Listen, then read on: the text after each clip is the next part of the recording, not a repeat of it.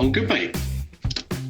I'm good. Where's Joe? I don't know. Joe isn't able to join. Oh, let's try again. Joe, send request. Now let's try him. Waiting for Joe. Oh, something's happened. Here he is. Hello, mate. You all right? Hey. How's it going? You've gone on quiet. Oh, there we go. Oh, hang on. Quiet. It's the first time for everything. No. I can hear you now. Cool, man. How's it going, mate? You all right? Yeah, good. Thanks. How are you? I'm good, mate. Good to see you. I think there's a bit of a delay. Oh, mate, I've literally got my ctrl+shift t-shirt there. I meant to put it on just before we went. I'm not changing my top now. Nobody wants to see that. How we doing, mate? You all good? Yeah, man. Cheers. Cheers. Look, repping. Available from ctrl+shift. I was going to say link in the description, but I can't do that on here. No. How you doing, brother? You good? Yeah, very good. Thanks. Yeah, I've just finished dinner, and yeah, no, not too bad. I've moved house about a week ago, so just kind of getting to grips with everything, setting up my little office area, which is yeah, exactly. Well, it seems to be about a couple of second delay on this, but I think we'll manage it. Are you in the middle of nowhere? You got to put a coin in the meter for the Wi-Fi or something? Yeah, I don't know why there's. I could try. Do you want me to try reconnecting? I don't know why there's a delay. I don't know. Yeah, we could try it. We've got loads of viewers on, but no Joe, unfortunately. I think I sent you a request, and then you requested to come in. I think our request would going like this. Yeah, no, I requested immediately, and then I just heard you saying, "Oh, he's not coming back. He's not coming back." So there must be a massive. I don't know what's going on, but it seems like there's a big delay. Everyone's on Instagram tonight jamming all that. The network's talking about whatever Bojo said. I haven't even seen what he said yet because it's. I mean, what's the point? let's not get our hopes up.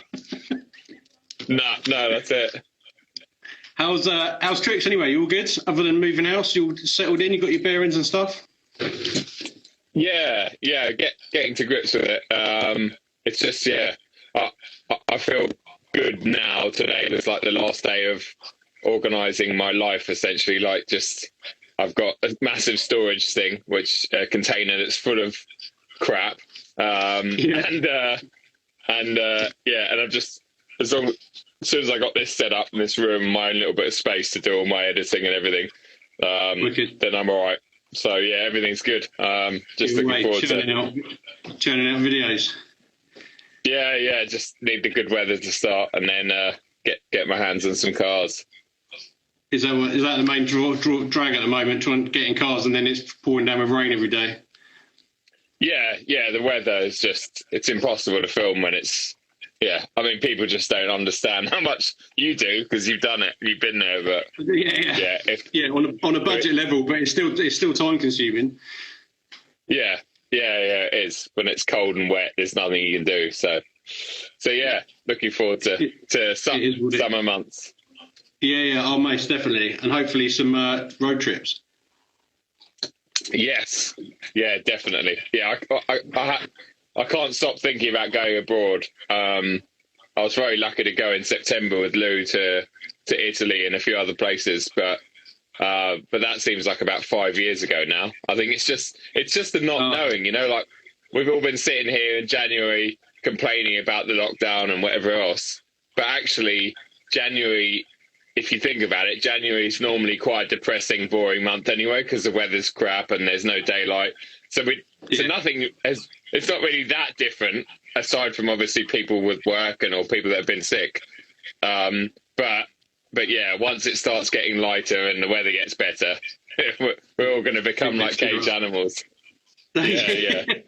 Yeah, once there's a hint of something lifting, everyone's just going to be like flipping greyhounds out the trap. And then there'll be another lockdown about 2 weeks later. Yes, yeah. Well, that's my biggest fear is like July, August, because my brother's actually Australian. Mum's Australian, but my brother lives in Melbourne, and obviously they were very strict through like their winter, And he sent me a video the other night, and he's out with his mates. It's his mate's 40th, and they're all out in this amazing beer garden in the middle of summer in Australia, and they're all like hugging each other. And I was just like, oh my God, that looks amazing. Like, I want to hug a man more than anything. No offense, Lou, if you're watching. No, but, you know, you just want to hug your mates. Like, I just miss, you just take all that for granted. Even shaking hands, like, I know. you know. I know. I can't remember. I got to remember last time I had a good hearty handshake. It's all elbow pumps and it's all just like awkward. I mean, it is what it is. But anyway, thank you ever so much for coming on. I think actually you were one of the first people to message me back and say, yeah, I'll come on. And I hadn't even done a Insta Live Spudcast yet. So before you even knew what you were letting yourself in for, you agreed to come on. So massive thumbs up. Massive thumbs up for that. Obviously, I was chatting with Jonathan last week from ctrl+shift, your partner in crime. He said you guys met in school. I can't believe you went to school. Yeah, well, I think it was dressed up as school, but I don't think we learned anything. Well, I definitely didn't. John did. But yeah, no, we all went to school together, secondary school together. We're all in I think a geography sort of where we met, geography class. We're all in the same class. And I mean, we used to get up to mischief back then. Not bad mischief, just funny mischief. Yeah. But yeah, no, I've known John since we were about probably 16. So what's that, like 25 years now? Don't. I know. Yeah. I had my birthday last month as well. I'm 39 again for about 3 years in a row. Yeah. Well, I keep telling Lou that I'm turning 30 this year, and she's just like, "Oh yeah, okay, yeah, nice." Yeah, it's not great. It isn't great. That's not bald. That's I'll just cut my hair a bit short there. Exactly. Look, I don't shave my head to cover up my bald spots at all. My receding hairline, massive forehead. They always say big foreheads are brainy people. So not in my case, but that's what I tell people. That's what I tell everyone. I'm not going bald. It's just taking me less time to do my hair, more time to wash my face. Nice. So just quick, first of all, again, welcome to my Spudcast. I had to put a label on it. I just thought, I'm not doing anything. I like a bit of Instagram. I like a bit of a chat and a catch up with my mates. Let's get a load of people on, have a chat and have a laugh. And it's also given me, so kind of like, I don't want to bang on about mental health because everyone's banging on about mental health, but it genuinely is giving me something to kind of focus on, like every week, like who am I going to get on? And then obviously like the whole day I'm like thinking about like getting on and chatting, and then obviously then the following day I'll try and make it into a YouTube video as well. So it gives me like just trying to tie up my time but just give me something to focus on. But yeah, I've got, like I say, I've got about 10 people lined up, I think, for some Insta Live, so which is great. Do you want to quickly introduce yourself? Obviously, everyone knows who you are, really, but quickly introduce yourself and say a little bit about your. Oh, you've paused. You still there? Oh no, it was going so well. Oh mate, What is going on? I mean, it's a better look for you. You're like really pixely. I can't really make you out, but it's not good, mate. What is going on? I don't know. Mate. On my screen, I'm completely clear. Yeah. No, you look dreadful, mate. Like I can't. It's like you've done a bank robbery and you're all pixelated. Oh, wait, hang on. It's slightly cleared up. Oh, hang on. Oh, there we go. He's back again. I don't know what's going on here. But do you want to if you manage to last more than about 20 seconds before getting pixelated again, do you want to quickly introduce yourself and just say quickly what you do and a bit about what you're up to? Sure. Hey everyone. Sorry, I know it's taken us 15 minutes to say hello, but so my name's Joe Achilles, and I'm a good friend of Rick's. I've known Rick for a good few years now. And recently I was a chauffeur. I ran a little chauffeuring business in London. And I'm just about to close that business down. Kind of have done already. And on the side, I've done YouTube videos and I love cars like Rick. I'm a bit of a petrol head. Well, I'm a massive petrol head. And yeah, and over the last 12 months, as COVID's come around and destroyed lots of businesses, especially travel and hospitality, my business has gone like that. But thankfully, YouTube has gone like that for me. So so it really has been for me a changing of the guards, and yeah, and here I am now. Forward, I'm just trying to make YouTube work properly and earn me an actual living, which is going to be exciting and interesting. But yeah, and that's me basically. I like mountain biking. I like MotoGP. Okay, mountain bike. Oh yeah, of course you. Yeah. And you were saying the other day you've got a load of stuff. I don't know how much you can say, but you've got some stuff coming up. You've got exciting things in the pipeline already. Yeah, lots of things. So my good friend Patrick Films, who runs a little production company, he also runs like an influencing agency as well, or works part runs it with his friend. We've kind of got a few interesting projects lined up for the summer, but it's all dependent on what happens, with restrictions and stuff, because a lot of it involves travel. But regardless of that, I've got lots of cool things. My M2, I've just recently purchased from the leasing company, which is now going to allow me to do a lot more modifications to it and turn it into a proper. Not a proper track car. I want to keep it so that it's still a good road car, but yeah. I want it to be a much better track car than it is at the moment. So yeah, that's going to be that's going to be quite a major project, or part of the channel for this year, I guess. Oh, cool, man. Yeah, I saw. I literally messaged you on, I think, Friday or Saturday and said, "Oh, do you want to come on this weekend and do a Spudcast?" And literally, while I was waiting for you to reply, I think I was scanning through my Instagram, and then I saw that you just put a video up collecting my new car, and I was like, "Oh no, he's picking up his new car. This is going to be the worst weekend to try and get him on, because he's just going to be on your phone replying to comments and questions and everything all about your new car, but it's not actually your new car. It's your old new car." Exactly. Yeah. It was a borderline.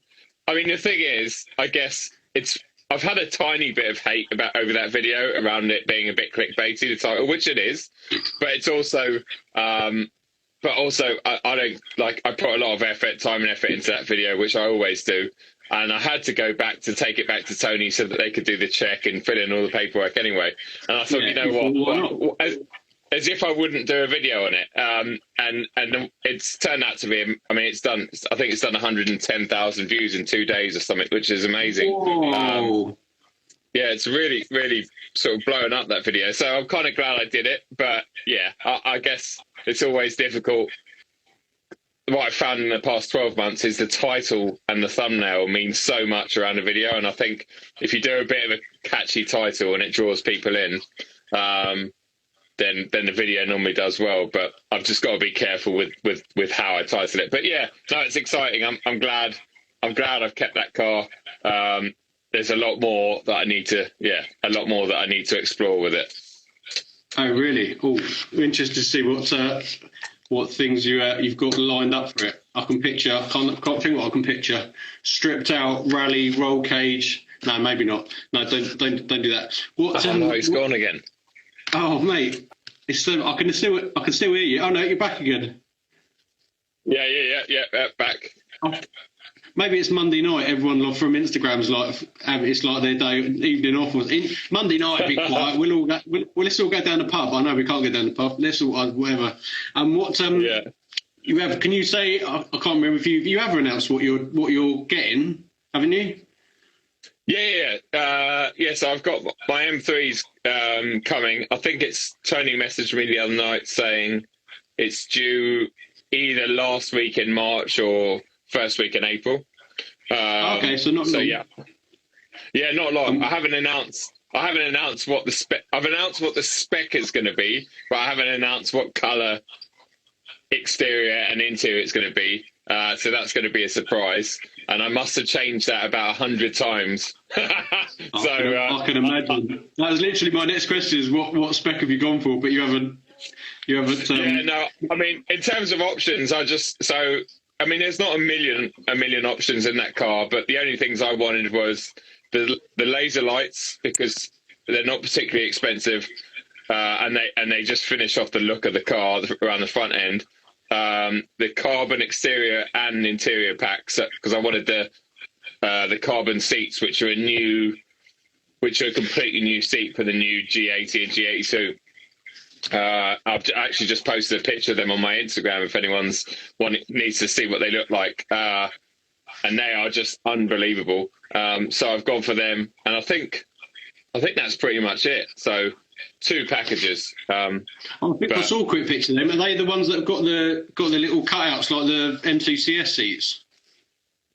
Yeah, but they're far more. Like the M2CS seat is just the M seat that's been around for years with a few cutouts in them, but these are completely like they're more like the Porsche bucket seat, but rather than the backrest, like most bucket seats, the backrest is obviously fixed, which is fine if you're using it for track and all the rest of it all the time. But on long journeys when you're quite upright, obviously it gets a bit tiring. So these are like proper buckets, but they're fully adjustable, and they are the sexiest seats I've ever seen in real life. Like I'm not just saying that as a BMW fanboy. They are just ridiculously stunning. So really, and the most important thing about the seat and that car is how low. You've sat in race cars before, Rick. I go on about my height all the time, and I know it's I know people are probably sick of me saying it, but it's very rare that I sit in a car where I feel like I feel comfortable and low, and especially when I'm on a track day, not on top of it. Exactly, yeah. And when I put a helmet on, any car I've been in, the helmet's like I end up driving with my neck, yeah, and it's a pain in the neck, and it's difficult because you can never relax properly because you're constantly like that, and it's hard to. You need all your senses perfect when you're on track. You don't want your head sideways because it kind of. But this car, honestly, I was sitting in one the other day actually, and you just sit so like there's probably about 4 or 5 inches above my head. Oh, wow. So with a helmet on, and it's the first time I've sat in a car where I can just see over the wheel and just see a tiny bit of the bonnet. Normally I'm like looking. Normally I can see the grille. I'm sitting so high, So especially on the new 3 and 4 series, M3 and M4. So yeah, I'm really looking forward to that. Yeah. Oh, cool, man. Oh, that's mega. That's cool. I've got down here that you've just picked up we just had delivered your long-termer from BMW, which is mega. Is that the first time they've given you a car for long-term, whatever long-term means? It's not actually. So, I mean, long-term, I would class long-term as anything longer than, let's say, a month or longer. They gave me an M135i when the new one came out about 2 years ago. They gave me that for I think it was 10 weeks or something. So about 2.5 months. I thought you would be up at the karting. Yes, that's right. Yeah, exactly. But yeah, it's nice. I just asked them last year if they had anything, sort of excess stuff that they want to sort of offload in return for content. And the 4 Series is like a big push for them at the moment. And so I just said, yeah, no problem. Like, send me whatever. But it's a really nice spec, and actually, it's funny because it's already got, like, I put a picture of it up on Instagram yesterday, and it's a 420i, so it's it's the most basic engine trim you can get effectively. And the one I've got with options is £50,000. So it's 180 horsepower and it's 50 grand. So obviously people are like, what, 50 grand? And it is a lot of money, but obviously you don't pay that. You get discounts, and that's obviously petrol. No, it's a 2-litre petrol. Yeah, 2 litre petrol. It's a 2 litre. Yeah, 2-litre 4-cylinder turbocharged, but low pressure turbo, and it's a great, like, I've only spent like 2 days in it, to be fair, so far. But it's when I'm in my M2 or if that was an M440i, which I had, a few months ago, which is a brilliant car. You get in it and you just have to sort of floor it and drive it hard occasionally, because that's what it's kind of there for. But whereas that car, a bit like when I used to get my 7 Series, I don't get in that car wanting to get to the end of the road as quick as possible. I just get in it and enjoy it as a car and just appreciate, the comfort, the technology, the interior, everything about it. It's the ergonomics, everything is just and it's funny, you kind of start to find things in that car more than you would in the flagship M440i, because in that you're constantly like thinking about driving and the engine, and you're pushing it a little bit, whereas this one, it's just like, no, it's not fast, I'm not going to drive it fast, I'm just going to enjoy it for what it is. And I think it's a completely different and it's a different approach, it's a different customer base. And but I think the new Golf R is well over 40 grand, and that's 40 grand base. So although it's expensive for a low powered 4 Series, when you compare it to what everything, cars are so expensive, especially this year. Everything seems to have gone up a bit in price. So it's going to be interesting. I hope to do quite a few miles in it. It's a beautiful colour and it's a really nice spec, and it certainly gets a lot of looks. I don't know if they're like, oh my god, look at that grille, or that's a very pretty car. But it attracts attention, so it's really nice. So it's nice to have that. Although first world problems, obviously, where I used to live in a little village, especially the last sort of 8-9 months with lockdown and stuff, there's hardly any cars in my village because it's full of pubs. So normally it's quite. So I had a car park behind me that was a pub car park, so that was basically mine for the last 10 months, and the village with no restrictions. So at times I'd have press cars parked everywhere. My car, that obviously now I've moved to a different village. It's a different story, and the parking is really limited. So so although it's great to have the long term, they gave it to me for 6 months, but I've already told them that I'm going to give it back in 3, just because of the parking. Having that for 6 months and my car and whatever else, it's always going to be a nightmare. So but if you need someone else to put some more miles on it for the other 3 months, give me a shout. I was just I was just thinking, word of warning, when you've gone, like you say, you've gone from your M2 comp to your 4 Series and you're kind of wafting around. I'll never forget, I think I had a Golf GTI or something at the time, and that was in for something, and my dad said, oh, you can borrow my Range Rover to go to work. So I got in, and obviously it was always just flat out bazzing around in my little Golf GTI. And then to get into my dad's Range Rover, can you still hear me? Because you're frozen. No. Oh, you're joking. Oh, he's back again. Oh, you're back. It's not me, because I've got full internet reception. Is it your end? No, I'm literally sat next to the router. Oh, okay. Sorry, what were you saying about your Golf and your dad? So my Golf GTI was having something done to it. So my dad said, I'll borrow my Range Rover to go to work. So obviously I've gone from my Golf GTI, absolutely ragging the nuts off it, and I got in my dad's Range Rover, and I'm like, oh, this is nice. Oh, I'm just like wafting along. So I was on my way to work, and then after about 10 minutes, I thought, oh, this is nice. It's so comfy, and I was just in my own little world. And I looked in the mirror, and I was like, well, have I got such a massive queue of cars behind me? And I looked down, I was doing like 40 and a 60. Yeah. I was just in my own little world. I was just like, oh, hello. Oh, yeah. So I was just, oh, sorry, everyone. I do actually need to get to work. So, just word of warning. Don't, I'm sure that you're not going to have a QPI and a 40. No, I can relate to that.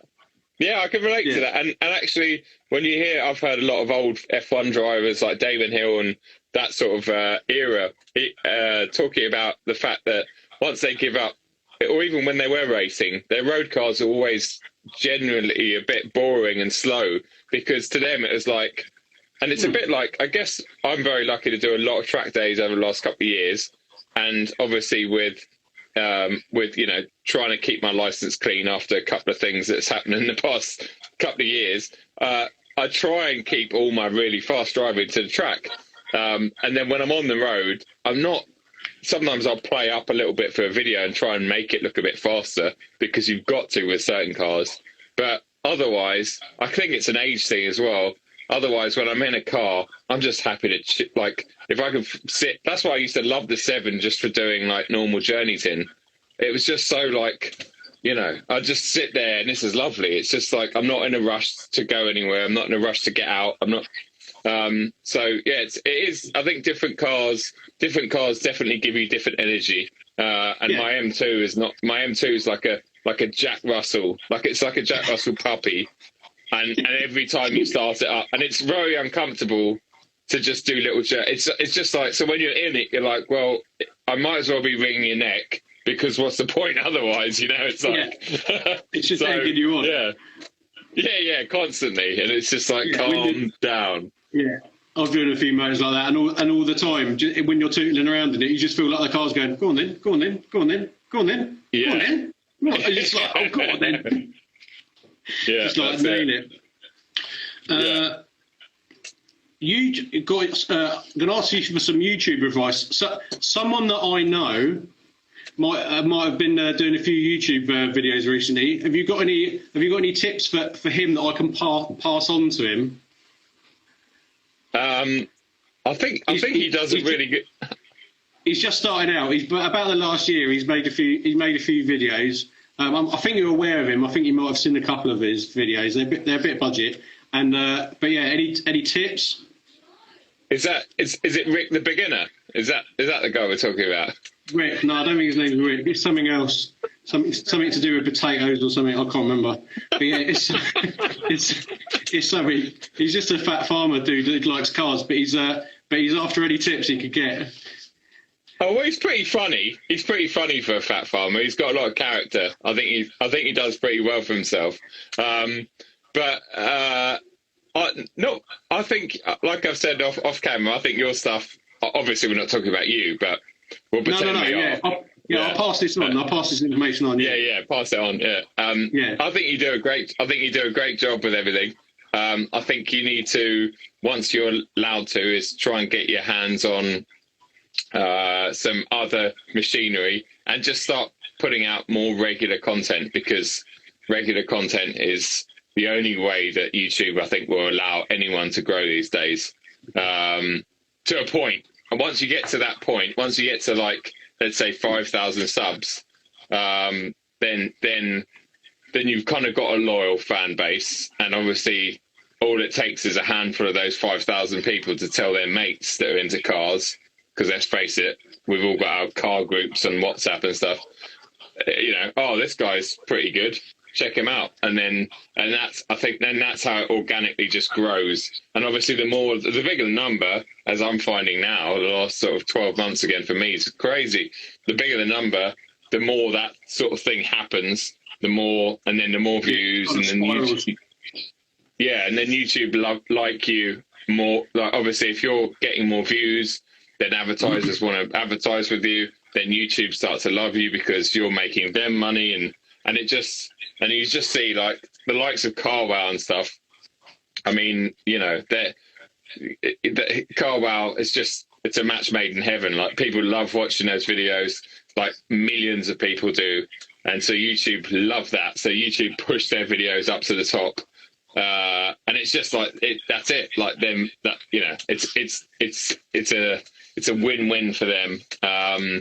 And obviously that's where you want to get to, but trying to get to somewhere like that is almost impossible as an individual, I guess. But But yeah, it's a funny old thing. It's a machine. Or you go down the Tim approach, the Shmee 150 approach, where he's just smashing out a video every single day. And I mean, his back, I can't even imagine what his backlog must be like. How many videos because if you think all his old videos are still getting views, so he must. I don't know what his view rate is like, but it's just insane. So he's making money off. Machine, yeah, absolute machine. But yeah, going back to this mysterious fat farmer bloke. No,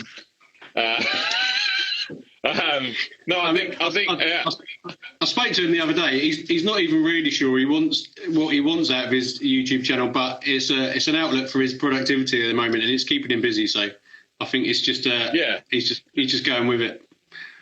Yeah, he sounds like a decent enough bloke. Probably not like my sort of friend, but but no, honestly, I think, well, that's the outlook to have with YouTube, especially when you're starting out. Like for me, like I said at the beginning, it was a hobby, and up until very recently, it was still a hobby that was kind of taking over my life. But I must admit, at one point, I was pouring in, I think like 2017, 2018, I was pouring in so much money into it, as in spending loads on each video. I was never seeing any return. I was negative every year. And I think that's when you've got to kind of like, you can build to a certain size and then you've really got to start pumping. And then, but then hopefully, like it has with me, then it suddenly just gets to a point you're like, okay, it's paying me back. And I think when people say to me, oh, you're lucky. So, I mean, I say it to people, lucky. We all throw the word lucky around. But really luck, and again, I think it's because I've got to the age that I'm at now. If someone says, oh, you're lucky to have that, it's like, no, it's honestly not luck. But I know it's, like I said, it's a word that we all throw around without thinking about, like, well, I am lucky. I am very lucky, but you make your own luck, in many ways. And I think when I was, if I could speak to my younger self, I mean, I was never very academic, as John would vouch, and I never really took anything too seriously when I was younger. Like, I did lots of things, and I've done so many things throughout my life. I've always worked hard at them, and I've always had a job. I've never had love my mum and dad, and yes, they've bailed me out a few grand here and there over the years, but they're not rich, and I've never been able to fall back on them in a major way like that. So I've always had a job and always worked very hard, but never really had I've never really been like, career, let's, make loads of money. I've always spent whatever I've earned. But then, now over the last couple of years, I have realized through YouTube that if you really put everything in, like all your efforts, all your eggs into one basket, and just focus all your energy into something, and actually, it all kind of stemmed from a breakup that I had about 3 or 4 years ago.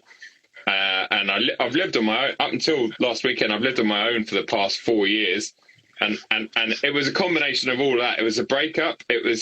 Rather than me going off the rails, I kind of just focused everything I had into making my content better and keeping my business running at the time. And just I was non-stop.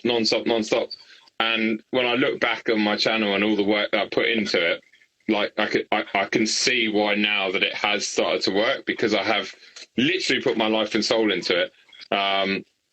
And so it's just anyone that's starting on YouTube, I always just say, look, if you want it as a hobby, anyone can start a YouTube channel. Like, it's open to, and some people come up with really unique ideas that do take off, not overnight, but very quickly.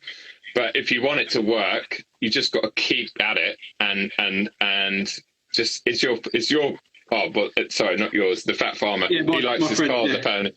Yeah, your friend. No, he likes his cars. So the passion's there, and when I watch your friend's videos, you can see it, and you enjoy. Sorry, he enjoys, or she. I'm not sure actually. They enjoy.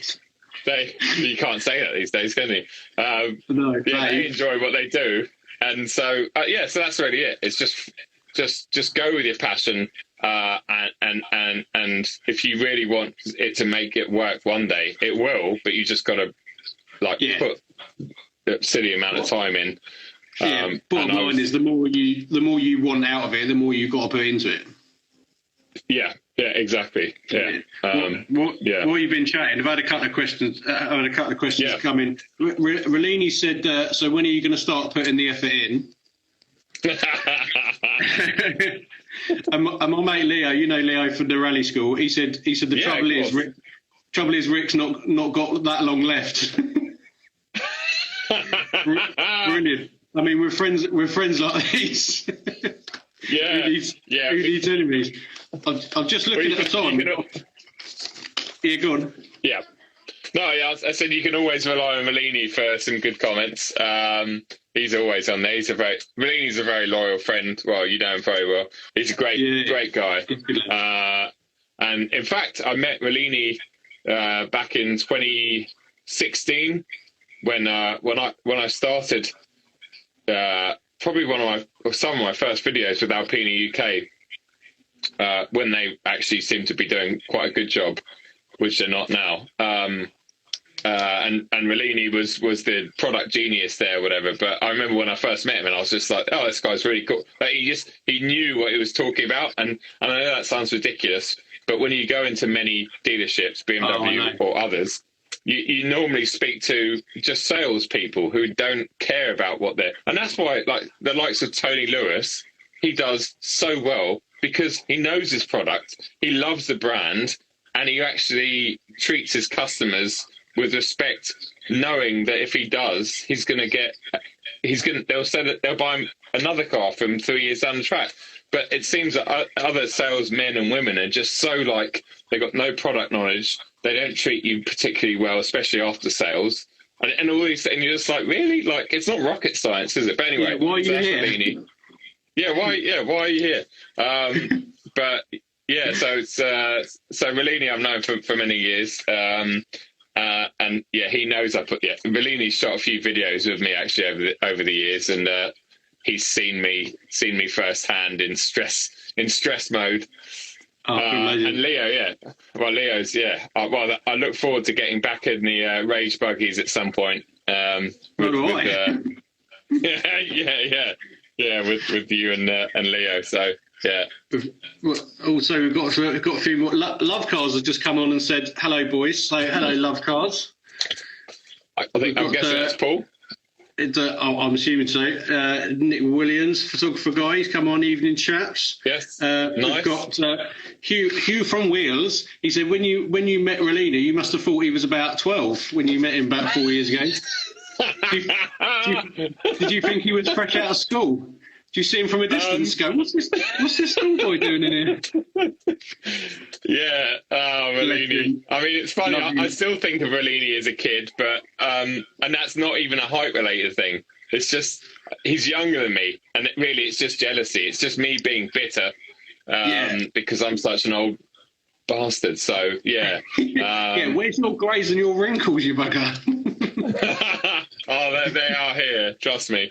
Yeah. No, I'm not talking about you. I'm talking about Rollini. I can see yours. Oh.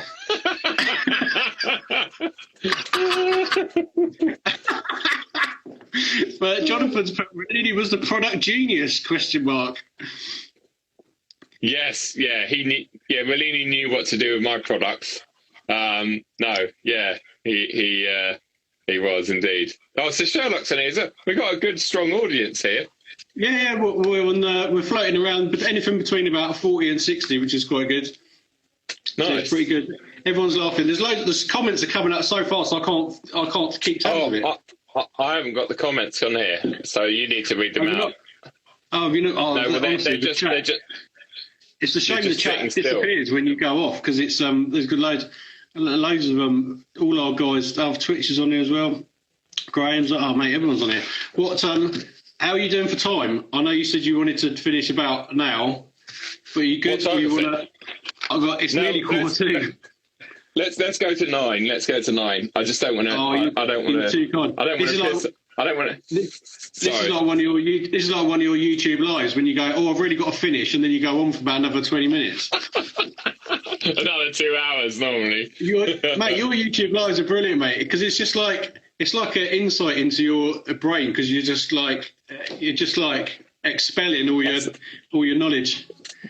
Yeah, well, yeah, all my lack of knowledge. Yeah, lack of knowledge. No, you know what you're talking about, man. Let's get into my. I've got some questions that I jotted when I thought about doing this. I thought it'd be good to get into some questions when we run out of things to talk about, which pretty much everyone I've got on, we never run out of things to talk about. So I've normally got to about 3/4 of an hour before I even get into my questions, because it's also great to have a catch up as well, which is the whole point of doing this.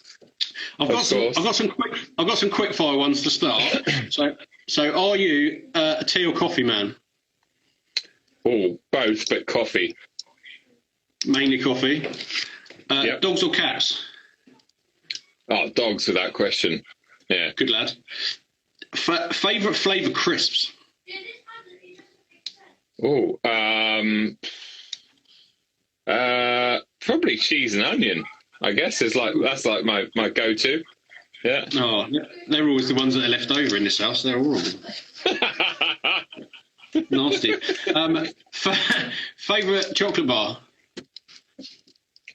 That fluctuates. Yeah, all my life that's changed. I used to love Mars bars, but they're finding too sweet now. Mars bars too sweet. Snickers for me.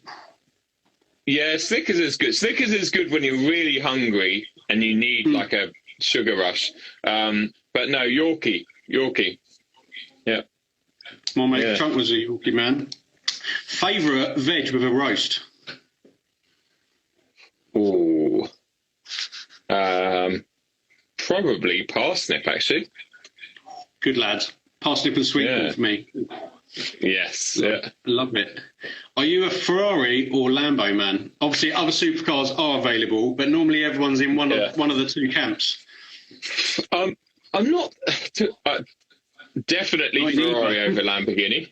I'm not. Neither of them really get me too excited. To be fair, these days, but I'm definitely more of a Ferrari man than a Lamborghini man. Lamborghinis tend to sound better because that V10 in their smaller cars, but yeah, I just don't like the whole Lamborghini image. Like most people that I know of that have a Lamborghini tend to be bellends. So most, not all, most. Not all. And any of that Joe's friends that are watching this with a Lamborghini, you've got to work out whether it's you that he was talking about. Well, hopefully Supergav's not watching this because he had a Lamborghini. He's now got a Ferrari. He's now got a Ferrari. So yeah. My word. Let me just add. Oh yeah, an 812 is yeah. I mean, yes. That's honestly. He popped down my mum and dad's the other day when I was, because he was in the area on an essential journey. So I said, pop round for a brew, socially distanced. And he texted me to say he was at the gate. So I pressed the buzzer. Dad's got an electric gate because it's like a compound thing. And literally, as the gate was coming open, it was like a Hollywood reveal. And I was just like getting more and more excited as the gate was. I was just like, oh, look at that. Honestly, it's a thing of beauty, man. It's a thing of beauty. Impreza or Evo?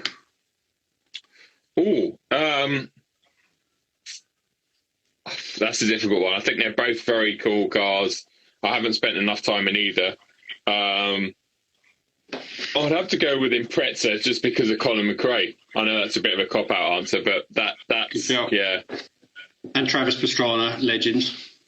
And yeah. He's a good lad. Most underrated car. What's a car that everyone's hyped about and you've got hold of it and you've gone, really? Oh, overrated car. Sorry, no, underrated. Oh, no, sorry. Yeah, sorry. No, that's my next question. Overrated. I've done this the wrong way around. Most underrated car. A car that you think, has got a bit of bad press or no one's hyping about it, and then you've driven it and gone, actually, this is mega.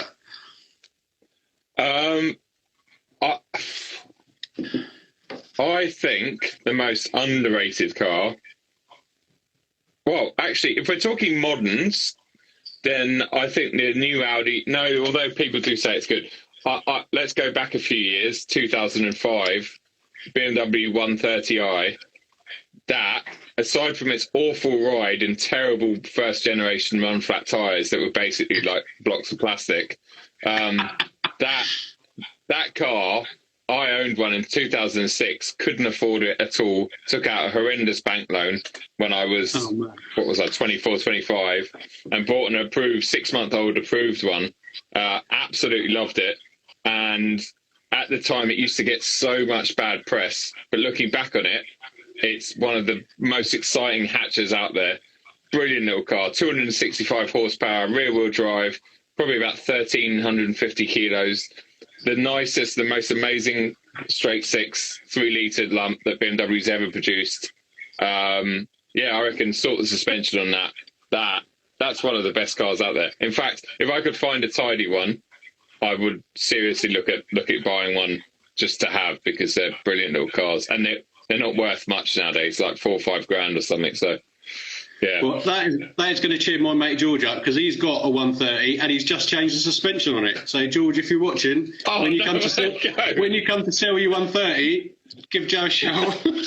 Yeah. Well, there you go. Yeah, they're very rare. I think they only sold 300 or 400 in the UK. Oh, wow. But wow, what a car! I mean, back then that was just so. That and the R it wasn't called the R32 then, was it? Yes, it was. Yeah, it was the R32. Yeah. Those two were like, they were the first like serious hot hatches that came on the scene. It was like 250, 260 horsepower in a car that big. Now you got the AMG 420 horsepower. Like now it's gone a bit silly, but back then that was like, yeah, that was pretty crazy. So the 130, that's a 3 litre straight six non-turbo.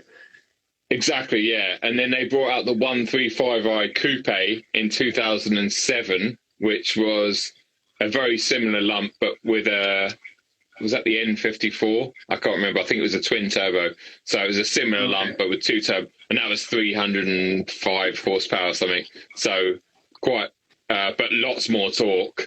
And that again, that was a serious bit of kit. But it just didn't have the silky smoothness that normally aspirated engines got. It's just like, yeah, amazing. I can still hear it today. Twitch is saying Auto ID's got a 130i. He did have an 130i. Yeah, it died. It died a while ago. Actually, I think he drove it through a flood, probably about a year ago or something. So yeah, what's Jack got now? Jack's got an RS5 now. Wow. But yeah, he had one. He had one for a while. It was really nice. Yeah, very. JM. When Prince Harry came to Goodwood, he was driving a RS5, but that's a story for another day. Oh, okay. That was probably one of Lou's. Yeah, quite possibly. Yeah, quite possibly. Yeah, it's probably not his, but he probably gets it as a long term, so he can be seen in it, I would imagine. Yeah. Bit like most people.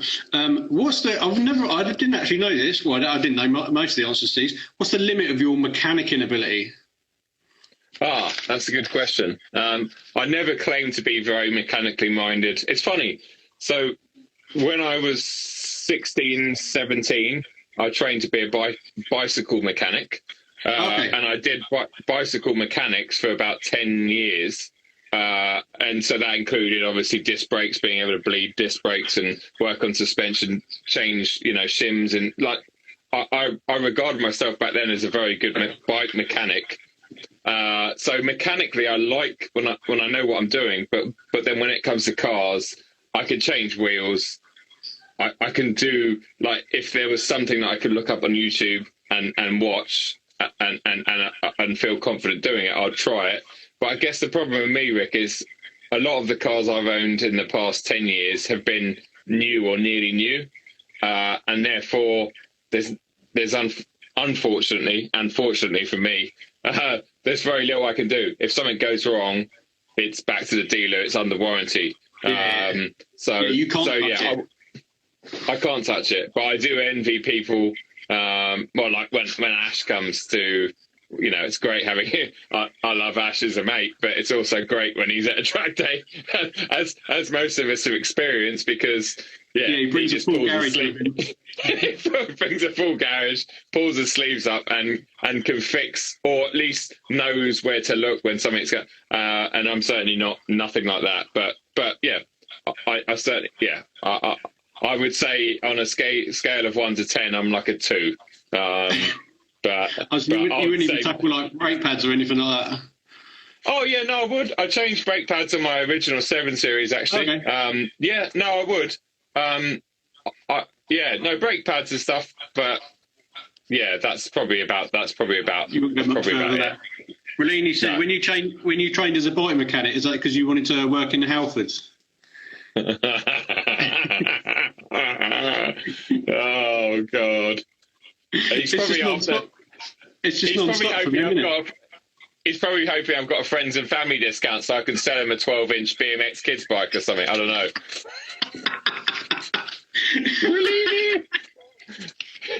What? Oh, bless him. You might have touched on this already. What's your biggest regret of a car that you've sold? Does that make sense? What car have you sold and there's the biggest regret you wish you hadn't sold it?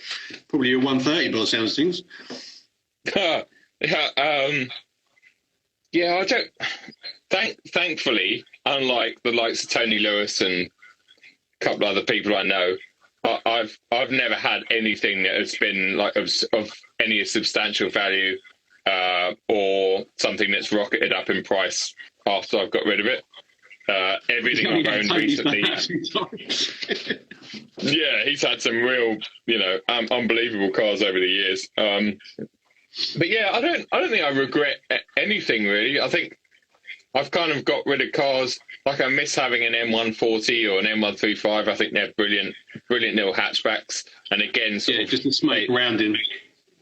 Yeah, they definitely fill a different space to my M2. They're more of a, they're like an in between the 420i and an M2. They're kind of like, they're happy to do pretty much everything.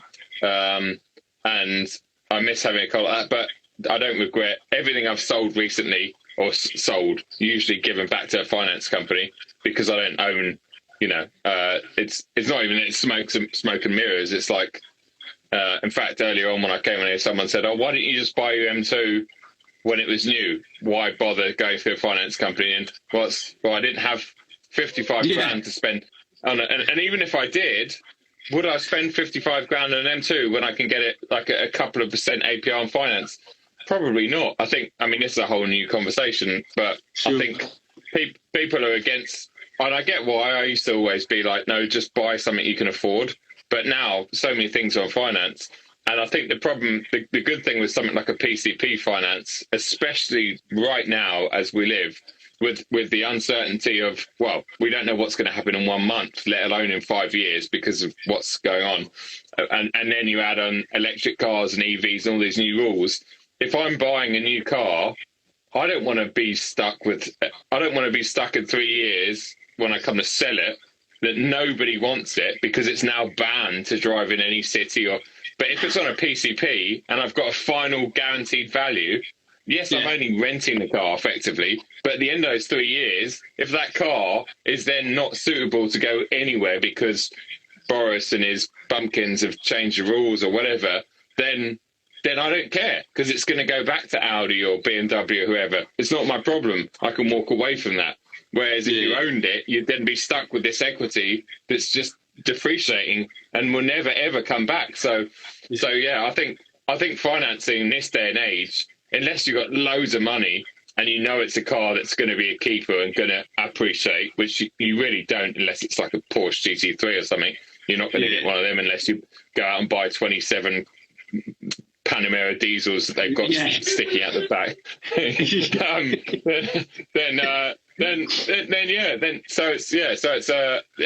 I don't regret selling any or getting rid of any cars over the years.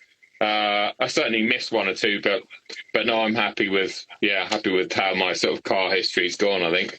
And what about biggest regret in not buying?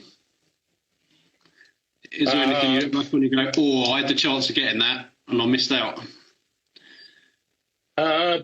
Probably not again, because I think, again, in the past, let's say 7-8 years, I've financed new cars only, pretty much. And I think when you're doing that, it gives you the ability to buy anything within your financial range, or monthly range, I guess. And I've always... I think if I ever had been offered a GT4 or something at list price a few years ago, I would have probably definitely tried to stretch myself to buy one. But yeah, no, not really. No. Should have spoken to Sid when he got rid of his one careful owner. Oh yeah, yeah. That's always my fear. It's always my fear of buying a used GT4 is then finding out that Sid might have owned it. Far out, just ripped straight out of the car park. Good lads. What we like for time? Oh, we've got a couple of minutes left. Let's sneak in with biggest bugbear on the road. Biggest bugbear, like driving. Like what really grates you? There's probably at the moment. Well, no. There's three things that stick out in my head. Number one is middle lane or outside lane users for no reason. Like, I get when there's lots of traffic on the road, it's very pointless moving in from the outside lane if you're in a queue and it's moving.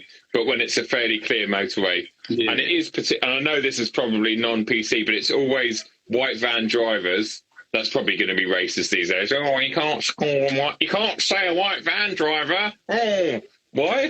But anyway, so I've got a blue van, so you're all right. Oh yeah, and blue van drivers. No, but it's and I used to be a white van driver. Like, so that, but it tends to be van drivers in general that are sitting in the middle bloody lane for no reason whatsoever. They drive me crazy. Number two is, and they tend to be Lexus owners. I know you're pretty familiar with the old Lexus brand, but of a certain age, and it's people that drive around country roads in 60 limits, doing, I don't know, 40 to 45 if they're feeling a bit risky, and you can't overtake them anywhere because it's a wiggly thing. Then you come into a village and you slow down to 30, and they just keep going at 45 through the village. Yeah. I mean, you just think, like, it's just unbelievable. And then you catch them after a while as you leave the village, and it just repeats. It's like what are you doing? Like, and that drives me crazy, because I think if there's one place you don't speed, it's in 20 and 30 zones, because they're there for a reason, always. And I've always talked about that, and it's, there's certain 40 and 50 and 60 limits where you're just like, oh, this is crazy. There's nothing around. And so, you can understand why people might go a bit faster. But when you're in a village, there's a speed limit for a reason. And when these morons that have been doing 40 in a 60 then continue to do 40 through a school zone, you're just like, what is wrong with you? So that's number two. And the third thing that really upsets me at the moment is 3D number plates. I hate them with a passion. And I just think that... they don't look right, and you can't read them properly. Yeah, it's just to me. But look, I'm 40. Where am I? Nearly 40, 42. I can't remember. I'm in my 40s. So maybe we're not cool. That's what it is. Exactly. So I'm not down with the kids. I mean, Relini could probably answer this better than I could. But yeah, he hasn't got number plates on his car, so he's not bothered. No, he doesn't. He's always he's always had custom plate. And I've got a number plate that says M25 OMP, so I can't speak.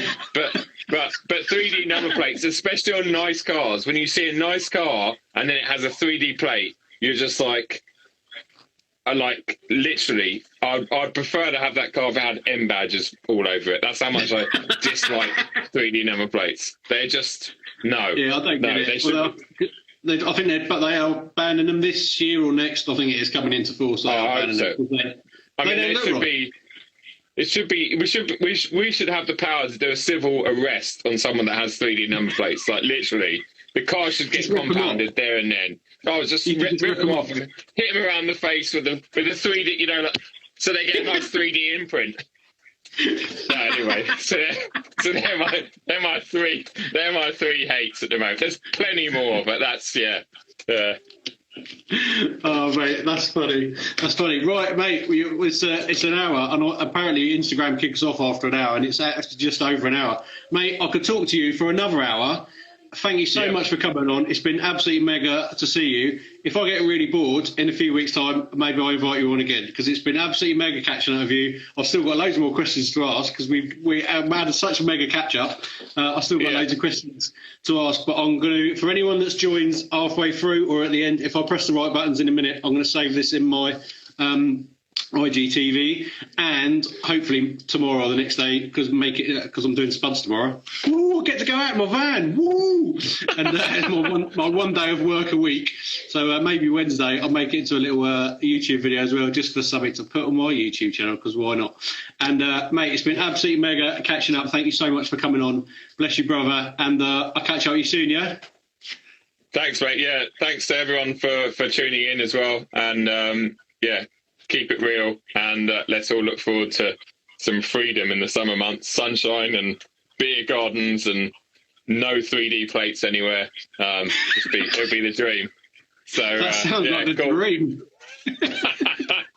So Take it Cheers, easy, bro. mate. Love you, man. Take care, See ya, brother. mate. See ya. Bye bye. Bye-bye.